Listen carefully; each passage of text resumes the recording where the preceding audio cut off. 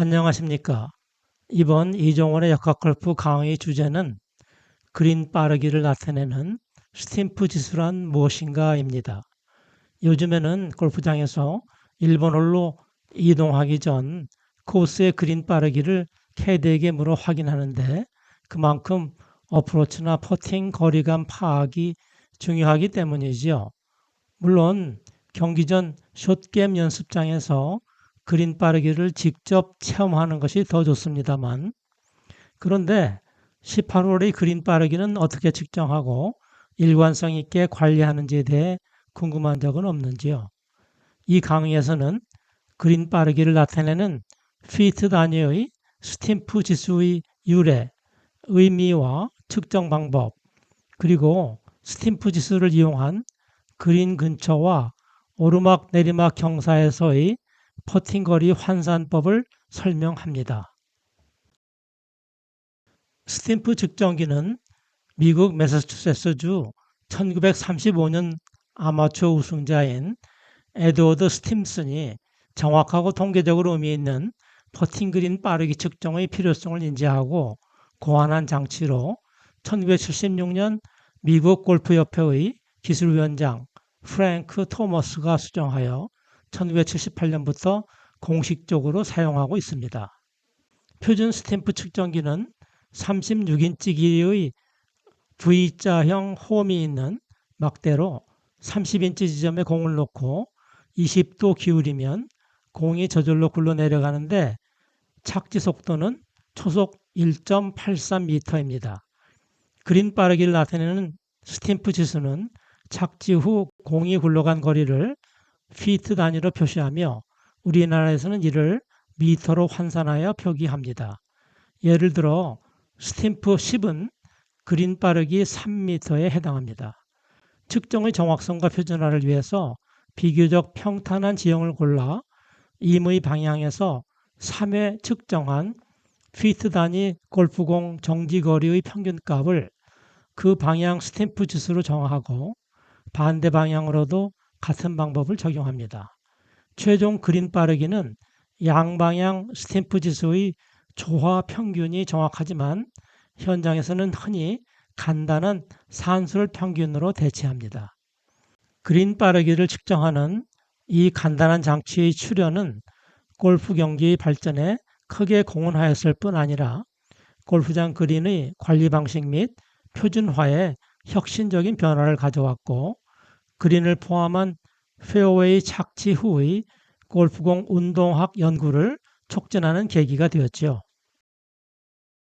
스탬프 측정기는 가로막이나 홈에 올려진 골프공이 중력에 의해 20도 경사면을 따라 30인치 거리를 순구름 운동 후 그린에 연착륙하도록 설계된 간단한 장치로 그린에서 골프공이 구른 거리를 피트로 환산한 스탬프 지수로 그린 빠르기를 나타냅니다. 골프공이 정지하는 이유는 그린의 구름 마찰 저항 때문으로 구름 마찰 계수는 스탬프 지수의 역수에 비례합니다. 즉 구름 마찰 저항이 적을수록 스탬프 지수가 커집니다. 스탬프 측정기는 145도의 V자형 홈이 있는 긴 막대로 골프공은 막대 위에서는 순구름 운동을 하지만 지면에 충돌하는 순간부터 약 5cm 구간에서는 뜀, 미끄럼과 구름 동반한 복잡한 운동을 거친 후 초속 1.83m의 수평 방향 속도로 순구름 운동 후 정지합니다. 따라서 스탬프 측정기 역할은 골프공의 표준 착지 속도인 초속 1.83m의 순구름 운동을 구현하는 것입니다. 현재 미국 골프협회의 그린 빠르기 분류 기준에 따르면 보통 골프장의 경우 스탬프 10을 기준으로 9보다 작으면 느린 그린, 11보다 크면 빠른 그린으로 분류합니다. 그런데 스탬프 10보다 빠른 그린의 유지 및 관리 어려움으로 대개 동네 골프장 그린 빠르기는 느리거나 보통인 편입니다. 한편 공식 대회에서의 그린 빠르기 분류 기준은 이보다 스탬프 지수 2가 더 커서 동네 골프장 그린에 익숙한 일반 경기자는 전혀 감당하기 어려운 그린 빠르기에 해당합니다. 스탬프 지수가 정식으로 도입된 시기인 1976년부터 77년 중 미국 골프장 그린의 평균 스탬프 지수는 6.5에 지나지 않았고 7.5 이상만 되어도 매우 빠른 그린으로 인식되었으나 1983년에는 스탬프 10은 되어야 퍼팅의 묘미를 살릴 수 있고 최소 8은 되어야 퍼팅을 즐길 수 있게 되었습니다. 그 이후로도 미국에서는 선호하는 그린 빠르기가 계속 증가했으며 2006년에는 목표 스탬프 지수가 10 이상으로 높아졌습니다. 이 모두 스탬프 측정기 등장으로 초래된 놀라운 변화입니다.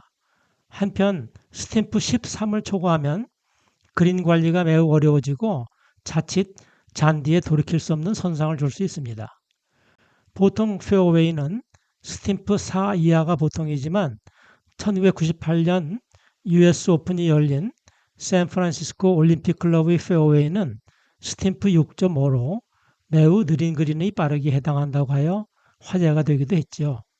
한편 가장 빠른 그린은 스탬프 15인 미국 오크몽 칸츄리 클럽으로 알려졌습니다.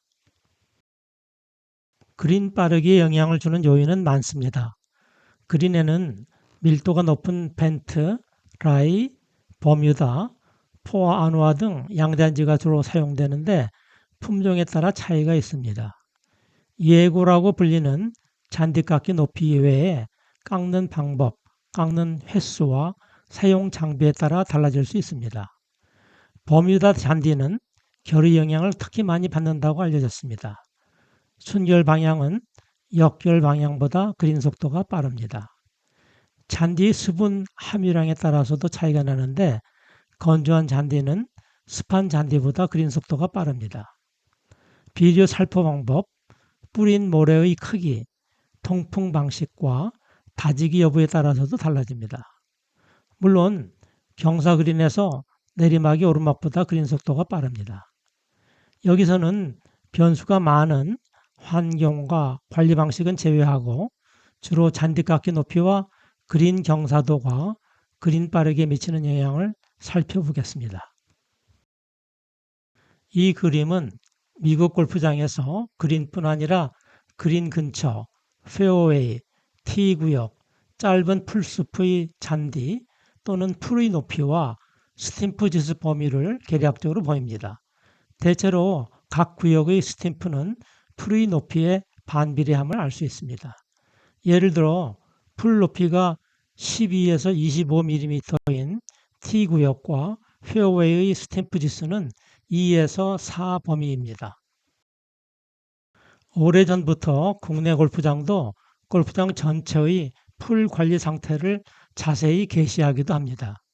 예를 들어 메이플 비치 골프장의 경우 예지구 또는 예고라고 일컫는 풀 깎기 높이가 A 러프는 25mm, B 러프는 55mm, 페어웨이는 15mm, T 구역은 12mm, 그린은 4.1mm로 그린 빠르기는 2.6m로 고시하고 센테리움 컨트리 클럽의 경우 페어웨이는 17mm, 그린은 3.4mm로 그린 빠르기는 2.8m로 당일 메이플 비치 골프장의 그린과 비교해서 그린 예고가 짧아진 만큼 그린이 약간 빠름을 알 수 있습니다. 모두 보통 빠른 그린에 해당합니다. 여기서 피트 단위의 스탬프 지수는 미터 단위의 그린 스피드를 0.3으로 나눈 값입니다. 그린 빠르기는 공이 그린 잔디를 누르고 구를 때 생기는 공과 그린 사이의 구름 마찰 저항의 역수에 비례합니다. 따라서 그린이 빠르면 공이 훨씬 잘 구르게 되지요. 그러나 역설적으로 그린 속도가 빠를수록, 즉 구름 마찰 저항이 작은 그린일수록 같은 퍼팅 거리에 대해 공 속도가 느려야 하므로 공이 홀에 도달하는 시간이 더 길어져 경사면에서 퍼트선의 휨이 더 심해집니다. 왼쪽 그림처럼 그린이 당구대나 볼링 레인처럼 단단하고 매끄러우면 골프공의 구름 마찰 저항이 매우 작아서 골프공이 정지하는 데 오랜 시간이 걸립니다.